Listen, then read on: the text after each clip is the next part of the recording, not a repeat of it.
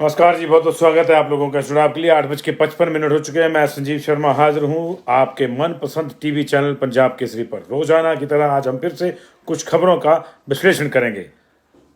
संजय कुमार जी, बहुत बहुत शुक्रिया इस जुड़ाव के लिए आपका। Kashif Sharma ji, thank you very much for watching. Rajesh Gangotra ji, आपका भी स्वागत है। Vineet Kumar ji, thank you very much for watching.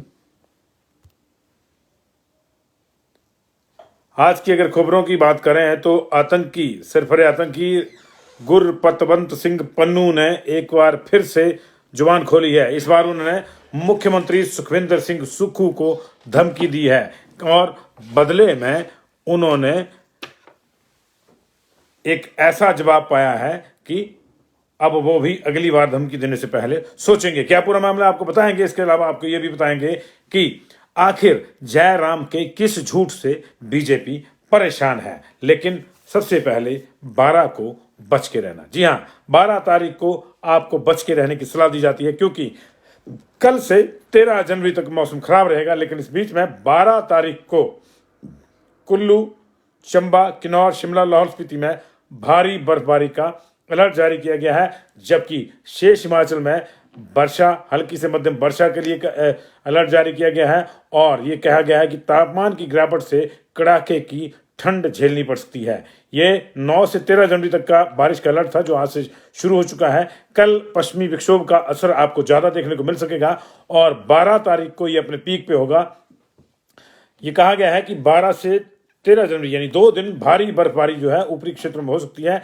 लेकिन सबसे अधिक असर जो है पश्चिमी विक्षोभ का वो 11 और 12 को मिलेगा। तो 11 को बारिश और 12 को बर्फबारी। तो एक बार जो आपकी लोहड़ी है वो इस बार कड़ाके की ठंड में फिर से बीतेगी। लेकिन ताकीद ये की गई है कि बर्फबारी वाले जो क्षेत्र हैं वहां पे लोगों को कहा गया है कि वो कोशिश करें कि घरों के भीतर ही रहें, अन्यथा कोई नुकसान हो सकता है। और पर्यटकों को भी खास तौर से ये एडवाइजरी दी गई है कि वो बर्फबारी का लुत्फ उठाने हिमाचल में जरूर आएं, लेकिन ऐसी जगहों का रुख ना करें जो सुनसान हो, निर्जन हो। अधिक बर्फबारी के चक्कर में वो अपने आप को जोखिम में ना डालें और मुख्य नगरों या कस्बों के आसपास ही रहें, ताकि अगर किसी अपरिहार्य परिस्थिति से भी उनको निपटना पड़े तो उनको मदद मिल सके। तो बात करते हैं अब आतंकी पन्नू की।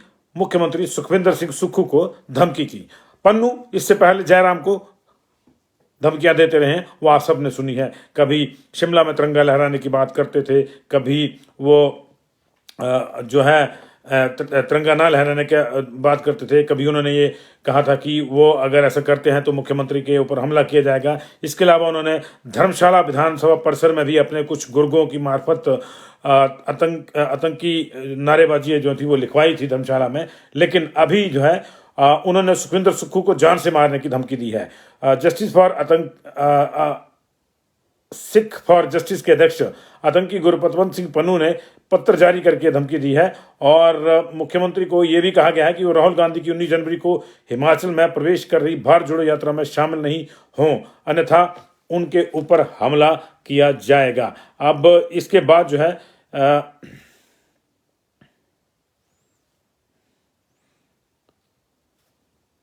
उन्होंने ये भी कहा है कि हिमाचल जो है, अभी शिमला भी पंजाब का हिस्सा है, ये उन्होंने पहले भी बताया था। तो इस जो है धमकी के बाद पुलिस अलर्ट पे है। लेकिन मुख्यमंत्री सुखविंदर सिंह सुक्खू ने हमसे बातचीत में कहा है कि पन्नू को साफ संदेश दे दिया जाए कि मिलेगा तो ऐसा गेड़ेंगे कि फिर अपने आप को भी भूल जाएगा। तो उन्होंने कट्टर जो है आतंकवादी को ये कड़ी चेतावनी एक तरह से दी है सुखविंदर सिंह सुक्खू ने। अब बात करेंगे विक्रमादित्य सिंह की। बड़ा सवाल यह है कि क्या विक्रमादित्य सिंह कांग्रेस की सरकार के भीतर बगावत की चिंगारी भड़का रहे हैं। यह सवाल इसलिए पूछा जा रहा है कि पिछले कुछ दिनों से विक्रमादित्य सिंह के ट्वीट या उनके फेसबुक पोस्ट जो है वो चर्चा का विषय बने हुए हैं। मंत्रिमंडल के गठन की चर्चाओं के बीच उन्होंने जय श्री राम का एक पोस्ट डाला था, जिसको लेकर काफी चर्चा हुई थी। हालांकि जय श्री राम का उद्घोष करना कोई बुरी बात नहीं है। यह अलग बात है कि उनके पिताजी हमेशा जय सीताराम और जय सियाराम कहते थे, और उनकी पार्टी के बड़े नेता जो आजकल भारत जोड़ो यात्रा पर हैं, वो भी जय श्री राम और जय सियाराम का फर्क लोगों को समझा रहे हैं। लेकिन इसके बावजूद उन्होंने जय श्री राम का पोस्ट लिखा था, जिसके कई चर्चाएं उसके ऊपर जो है आगे थी। कहा यह भी जा रहा था कि वो संतुष्ट नहीं है मंत्रिमंडल में स्थान मिलने को लेकर। ऐसी स्थिति में जो है ये एक संकेत हो सकता है, वो उनकी संकेतिक भाषा वही जाने, लेकिन चर्चा उस पर बहुत हुई थी। आज उन्होंने फिर एक सुबह सुबह मंत्रिमंडल में कल उनको शामिल किया गया था। आज उन्होंने सुबह सुबह जो है दफ्तर जाने से पहले एक पोस्ट किया, जिला कांगड़ा हमारे दिल में बसता है। मेरे पिताजी स्वर्गीय वीरभद्र सिंह जी ने विधानसभा का गठन और शीतकालीन प्रवास जिला कांगड़ा के लिए शुरू किया था। हम जल्द कांगड़ा आकर आप सबका आशीर्वाद प्राप्त करेंगे, विक्रमादित्य सिंह। इस पोस्ट के ऊपर भी जय श्री राम लिखा था। जैसे ये पोस्ट आई उसके बाद इस पे भी चर्चाओं का बाजार गर्म हो गया, और ये ऐसा इसलिए हुआ क्योंकि पिछले कल जो मंत्रिमंडल का गठन हुआ था उसमें कांगड़ा को जो कम पद मिले हैं उसको लेकर काफी चर्चा थी। माना जा रहा था कि कहीं ना कहीं कांग्रेस की जो गुटबंदी है उसकी वजह से ऐसा हुआ है, और वो गुटबंदी अब और उभरेगी। तो क्या विक्रमादित्य सिंह ने ऐसा ट्वीट करके, इस तरह से फेसबुक पोस्ट डाल के कांग्रेस के भीतर की उस चिंगारी को हवा देने की कोशिश करी है? ये विक्रमादित्य सिंह जाने, लेकिन अधिकांश फेसबुक यूजर और जो सोशल मीडिया के यूजर हैं वो यही इसका मतलब निकाल रहे हैं। हालांकि दिलचस्प ढंग से जिस संदर्भ में, जैसे मैंने कहा ना कि कांगड़ा को कम मंत्री देने के संदर्भ की बात है, जिस संदर्भ में इस पोस्ट को लिया जा रहा है उस संदर्भ के बारे को उसके बारे में एक चीज मैं भी आपको बताना चाहता हूं, एक संदर्भ मैं भी बताना चाहता हूं। दिलचस्प ढंग से ये सही है कि वीरभद्र सिंह ने ही कांगड़ा में शीतकालीन प्रवास किया था। इनफैक्ट वो लोअर हिमाचल की बात करते तो रुकते कांगड़ा में थे। लोअर हिमाचल के लिए शीतकालीन प्रवास किया गया था, जो मूलतः कांगड़ा में ही होता था। बीच में चंबा भी वो चले जाते थे, लेकिन ऐसा नहीं है, हमीरपुर इत्यादि के भी कार्यक्रम उनके होते थे। और ये भी सही बात है कि विधानसभा का दूसरा परिसर धर्मशाला में था, वो भी आनंद फानन में 2006 जब 7 का चुनाव था उससे ठीक पहले जो है उन्होंने धर्मशाला में खोला था। कॉलेज के भवन में उसको करवा दिया गया था। उनको ये लगा था कि अगर मैं ऐसा करूंगा तो मेरी सत्ता बची रहेगी। सत्ता नहीं बची थी, लेकिन चलिए वो तो बात की बात है। लेकिन अगर इसे इस संदर्भ में पोस्ट किया गया है कि कांगड़ा को कम मंत्री मिले गए हैं, तो हम आपको ये भी बताना चाहते हैं कि एक वो भी दौर था जब विक्रमादित्य सिंह शायद 6वीं या 7वीं में पढ़ते होंगे। हमारे सामने की बात है, कांगड़ा से वीरभद्र सिंह ने 1 नहीं 2 नहीं 3 नहीं पूरे 4 मंत्री साफ कर दिए थे। मंत्रियों के नाम थे चंद्रेश कुमारी, चंद्र कुमार इस बार भी मंत्री बने हैं।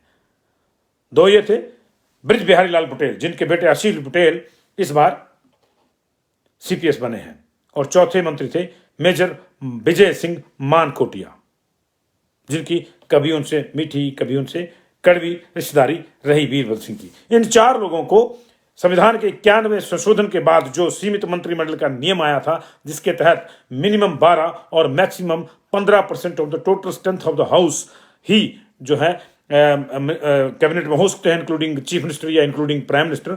उस नियम के लागू होने के बाद जब वीरभद्र सिंह को अपना 16 लोगों का मंत्रिमंडल छांटना था, तो उन्होंने सिर्फ और सिर्फ कांगड़ा के मंत्रियों को छांटा। यह सच है, और इससे मैं आपको रूबरू करवाना चाहता हूं। तब भी सवाल उठते कि वीरभद्र सिंह ने कांगड़ा की अनदेखी कर दी। वीरभद्र सिंह ने कहा था कि यह वक्त की जरूरत थी। अभी 3 पद खाली हैं, 3 के 3 कांगड़ा को मिल सकते हैं। लेकिन विक्रमादित्य सिंह को हम ये याद दिलाना चाहेंगे कि अगर उनकी पोस्ट कांगड़ा को कम अधिमान मंत्रिमंडल में दिए जाने के संदर्भ में है, तो ये संदर्भ भी हम आपको याद दिला दें कि आपके पिताजी ने जो किया इस प्रदेश के लिए उसे नहीं भुलाया जा सकता। कांगड़ा की तो बात ही छोड़ दीजिए, लेकिन एक समय आपके पिताजी के सामने भी आया था जब उनको शायद ना चाहते हुए भी 4 मंत्री कांगड़ा से छांटने पड़े थे। वो चाहते शिमला के छांट सकते थे किसी एक को, कांगड़ा के 2 छांट देते, कोई 2 कहीं और से छांट देते, किसी एक जिले का है, किसी एक जिले का एक। लेकिन उन्होंने 1 नहीं 2 नहीं 3 नहीं 4 मंत्री कांगड़ा से छांटे थे। तो क्या विक्रमादित्य सिंह अपने इस तरह की बचकानी पोस्टों से कांग्रेस में कोई बगावत की चिंगारी भड़काने की कोशिश कर रहे हैं, या फिर ये उनकी महज इमेच्योरिटी है, अपरिपक्वता है, जिसका उनको कोई ना कोई इलाज करना होगा? अन्यथा पता नहीं कौन कब क्या इलाज कर देगा। सियासत है, इब्तदाए इश्क है, रोता है क्या, आगे आगे देखिए होता है क्या। और अब इस शेर से मुझे कुछ 3-4 शेर और याद आए, उनका संदर्भ भी आगे आएगा। वो कहते हैं ना कि हम आह भी भरते हैं तो हो जाते हैं बदनाम, वो कत्ल भी कर दें तो चर्चा नहीं होता। ये एक है। दूसरा है औरों को नसीहत आप मियाँ फजीहत। तीसरा है अंग्रेजी का every Potter praises his own pot. और चौथा अपनी ही पहाड़ी का है कि जे अपना न्याणा छिके तो जय माता दी, कने दुए दा छिके तो बोले तेरा नक पटके।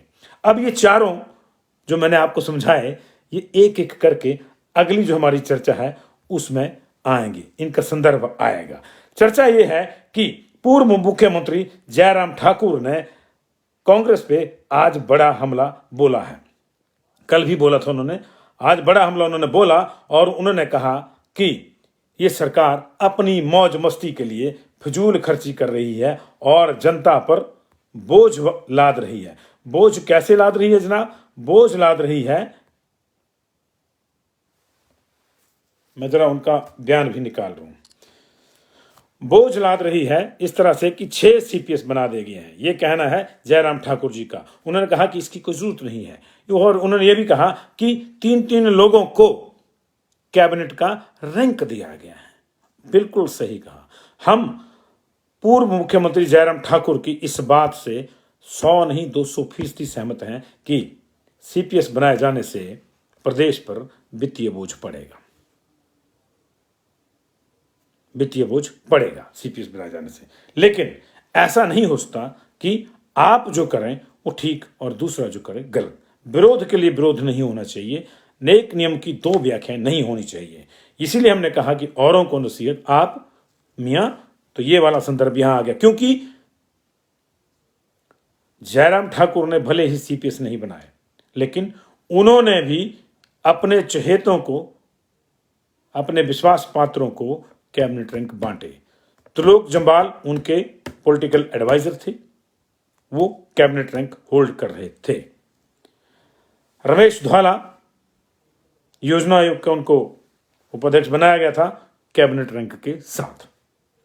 वित्त आयोग के अध्यक्ष सतपाल सिंह सत्ती कैबिनेट रैंक के साथ। 3 तो ये कैबिनेट रैंक। इसके अलावा सीपीएस वाले नहीं बनाए, लेकिन चीफ व्हिप और डिप्टी व्हिप भी बनाए। बात वहीं आ गई, कांड को इधर से नहीं आप इधर से पकड़ लीजिए। मामला ये है, जनता का पैसा जाया हुआ। स्वर्गीय नरेंद्र बरागटा जी अब इस दुनिया में नहीं है, उनको जब चीफ व्हिप बनाया गया तो उनको कैबिनेट रैंक दिया गया था। उनके स्वर्गवास से के बाद उनकी जगह विक्रम जरयाल को ये फैसिलिटी मिली। और नहीं, कमलेश कुमारी जिनका टिकट काट दिया गया था, उनको भी डिप्टी व्हिप जब बनाया गया था तो उनको भी मिनिस्टर ऑफ स्टेट का दर्जा था। जनाब वो क्या था? और यही नहीं, 1998 में बीजेपी की सरकार आई। 98 से 2003 के बीच में उर्मिल ठाकुर सबसे पहले सीपीएस बनी। साथ में आरडी कश्यप को सीपीएस बनाया गया। आरडी कश्यप बाद में प्रमोट होकर मंत्री बनाए गए तो उनकी जगह सरवीण चौधरी को सीपीएस बनाया गया। बीजेपी की सरकार थी। यही नहीं, 2007 से 12 की सरकार में सतपाल सिंह सत्ती, वीरेंद्र कंवर और सुखराम चौधरी पाउंटा साहिब वाले ये भी सीपीएस रहे। लेकिन तब शायद कोई इस तरह का मैकेनिज्म होगा कि ये सीपीएस 98 से 2003 वाले, 2007 से 12 वाले और पिछली सरकार के Trilok ji, Sati ji, Dhawala ji, Baragta ji, chief whip, deputy whip Jaryal ji और डिप्टी व्हिप कमलेश जी, तब इनके पदों पे शायद फजूल खर्ची नहीं हुई, उल्टा लाभ हुआ होगा, या कोई ऐसा मैकेनिज्म डेवलप कर लिया होगा कि राजस्व की हानि नहीं हुई होगी। लेकिन वो मैकेनिज्म किसी के सामने नहीं आया। मैकेनिज्म सिर्फ एक था कि हमने किया तो ठीक और आपने किया तो गलत। वो अंग्रेजी का जो मैंने सुनाया, every Potter praises his on pot, हमारा घड़ा सबसे अच्छा, दूसरे का खराब। रिश्ता है, पानी ही नहीं रुकता है उसमें। लेकिन कबीर जी ने कहा था, और वही मैं कह रहा हूं, कि हम इस नियुक्ति का कोई समर्थन नहीं कर रहे, हम सिर्फ ये बता रहे हैं कि आपने भी ऐसा किया था। आप सिर्फ और सिर्फ महज आलोचना के लिए आलोचना कर रहे हैं, ये भी सही नहीं है। कबीर जी ने कहा था कि कबीरा कुआं एक है, पानी भरे अनेक, भांडे में ही भेद है, पानी सब में एक। तो जनाब पानी सब में एक है। सब सरकारें अपने अपने चहेतों को एडजस्ट करने के लिए जनता का पैसा इसी तरह से लुटाती आई हैं, और ये पहली बार नहीं हुआ है। फर्क सिर्फ इतना है कि जब बीजेपी लुटाती है तो उनको लगता है कि ये जरूरी है, और कांग्रेस लुटाती है तो उनको लगता है कि ये गैर जरूरी है। और जब कांग्रेस विपक्ष में आती है तो उसको लगता है कि बीजेपी जो कर रही है वो गैर जरूरी है, और जब वो सत्ता में आते हैं तो उनको लगता है कि हम जो कर रहे हैं वो जरूरी है। तो 6 लोगों को सीपीएस बनाया गया था, तो ये मैंने आपको बता दिया। बीच में इसमें रेट हुई थी, अनसीट हुए थे सीपीएस, जहां थे वहीं गाड़ियों सवार लिए थे, लेकिन तभी उसी सरकार के कार्यकाल में वीरभद्र सिंह ने एक्ट को ठीक करवा लिया था। हालांकि उसके बाद बीजेपी ने सीपीएस नहीं बनाए थे, 2017 से 22 वाले में नहीं बनाए, लेकिन वो दूसरा नुक्ता ढूंढ लिया था। चीफ व्हिप को दफ्तर गाड़ी, डिप्टी व्हिप को दफ्तर गाड़ी, त्रिलोक जी को दफ्तर गाड़ी, तमाम सुविधाएं, कैबिनेट रैंक, पॉलिटिकल एडवाइजर, सती जी, वो धौला जी, ये सारी चीजें हो गई थी। तो बस यही है कि प्रावधान अपने अपने हिसाब से किए गए, लेकिन इस हमाम में सारे बराबर हैं जी। तो ये है मामला।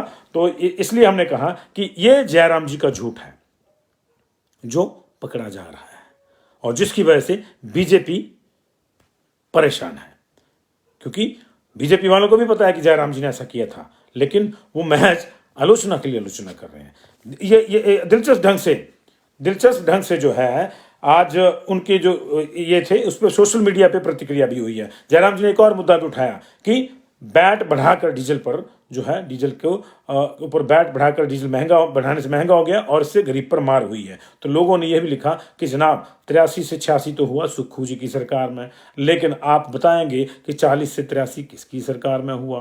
भाई सोशल मीडिया पे किसको कोई रोक सकता है? और कि एक ने यह भी लिखा कि अगर आप ये कह रहे हो कि कांग्रेस ने जो सीपीएस बनाया वो गैर जरूरी, तो कल को आप ये भी कह दोगे कि ओपीएस भी गैर जरूरी है, उससे भी राजस्व का बोझ बढ़ेगा। कौन छोड़ता है जनाब, कौन छोड़ता है? विक्रमादित्य जी देख रहे हैं, बहुत बहुत शुक्रिया विक्रमादित्य जी आपका भी। हम आपको भी यही याद दिलवाना चाहते हैं कि माननीय वीरभद्र सिंह जी के टाइम में कांगड़ा से 1 नहीं 2 नहीं 3 नहीं 4 मंत्री जो है वो एक साथ कटे थे। तो ये जो है, ये मामला जो है उस तरह से आता है। तो ये सारी चीजें, हम जयराम जी के झूठ की बात कर रहे थे, तो जयराम जी का झूठ यहां पकड़ा गया है कि कांग्रेस के ऊपर जो उन्होंने लोगों का पैसा लूटने का आरोप लगाया है सीपीएस के बहाने, तो बीजेपी भी ऐसा करती रही है। धूमल सरकार में 98 से 2003 में उर्मिल ठाकुर सीपीएस बनी थी, आरडी कश्यप बने थे, और बाद में जब आरडी कश्यप, रूपदास कश्यप जी प्रमोट होकर मंत्री बन गए थे तो सरवीण चौधरी को बनाया गया था। और 2007 से 12 वाली जब उनकी सरकार थी, धूमल साहब की दूसरी सरकार, तो सत्ती जी, सतपाल सिंह सत्ती, वीरेंद्र कंवर और सुखराम चौधरी को सीपीएस बनाया गया था। कहने का मतलब यही है कि दोनों ही पार्टियों ने अपने अपने लोगों को एडजस्ट करने के लिए नुक्ते निकाले हैं।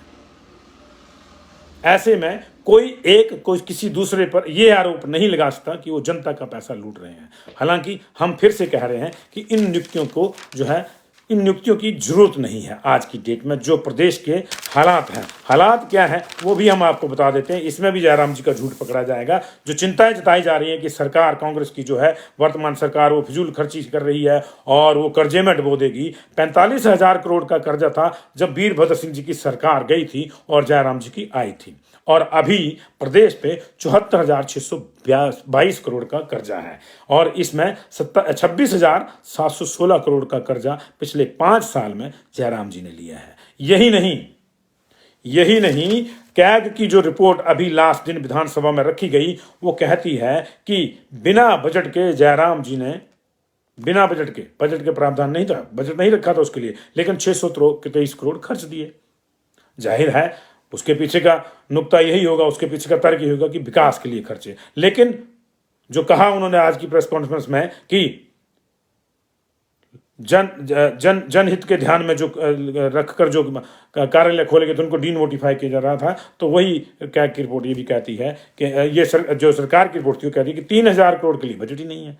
3,000 करोड़ के ऐसे काम जिनके लिए बजट नहीं है, और 623 करोड़ ऐसी जगहों पर रख दिए जहां जरूरत ही नहीं थी वहां कर दिए, बिना बजट के खर्च दिए, कहीं बिना बजट के खर्च दिए और कहीं बजट ही नहीं रखा। तो ये चीजें जो हैं ये सारी सामने आनी चाहिए थी। इसलिए हमने कहा हम बिल्कुल इस बात का, एक बार फिर से मैं कह रहा हूं, बिल्कुल हम इस बात का समर्थन नहीं करते हैं कि कोई अतिरिक्त वित्तीय बोझ हिमाचल प्रदेश की जनता पर डाला जाए। कम से कम खर्च में जो है काम चलाया जाना चाहिए, लेकिन सिर्फ राजनीति नहीं होनी चाहिए, इस पर राजनीति नहीं होनी चाहिए। और राजनीति जब होती है तो फिर जनता अपने आप को ठगा हुआ महसूस करती है। इसलिए जनता प्रत्युत्तर दे रही है। जनता कह रही है कि कल को जयराम जी ये भी बोल देंगे कि ओपीएस देना जो है वो तर्कसंगत नहीं है, उससे भी वित्तीय बोझ बढ़ रहा है, वो कल को कह देंगे, इस तरह से लग रहा है। तो ये जो है आज की हमारे खास समाचारों में यही था। टिप्पणियां दो थी खास तौर से, और इसमें जो विक्रमादित्य सिंह के जो बयान है उनको लेकर चर्चा है, और वो चर्चा नाहक नहीं है। और बयान पे निश्चित तौर से उनका कल बयान भी आ जाएगा, वो कह देंगे कि हमने ऐसा नहीं कहा था। लेकिन अधिकांश अगर आप उस पर कमेंट्स देखेंगे लोगों के, तो लोग इस चीज़ को समझ रहे हैं कि उन्होंने आग में घी डालने का काम किया है, जो उनको नहीं करना चाहिए। हालांकि जब आज मीडिया से उनकी बातचीत हुई, उन्होंने पदभार संभाला, तो उन्होंने ये जरूर कहा कि सुक्खू सरकार जो भी उनको दायित्व देगी उसको वो निभाएंगे और सरकार की अपेक्षाओं पे खरा उतरेंगे।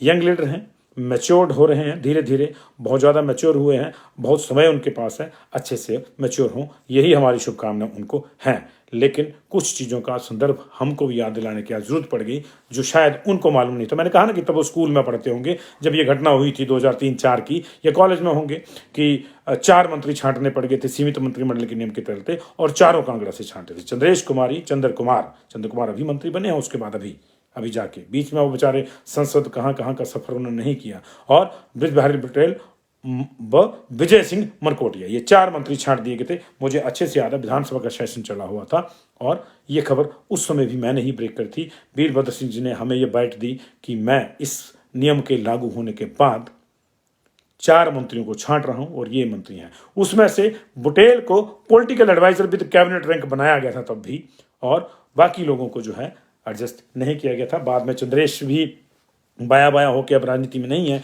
उन्होंने जोधपुर से भी चुनाव लड़े, वहां से भी जीती, और इस तरह से जो है मामला चलता रहा।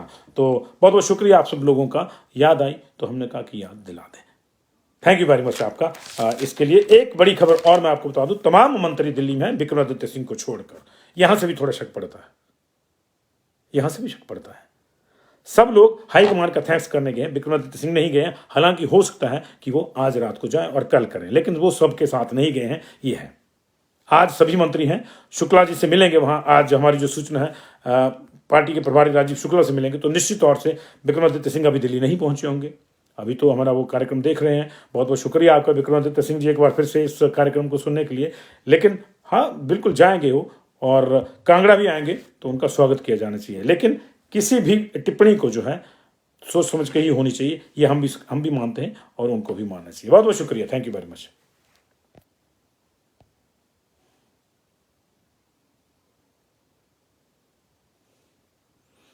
लखन मधु कश्यप पूछ रहे हैं, सुधीर शर्मा के साथ कौन पॉलिटिक्स कर रहा है? पॉलिटिशियंस के साथ पॉलिटिशियन ही पॉलिटिक्स करते हैं sir.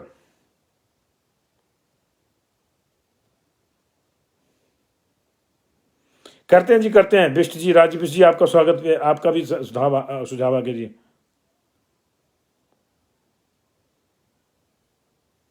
Thank you very much जी, थैंक यू वेरी मच।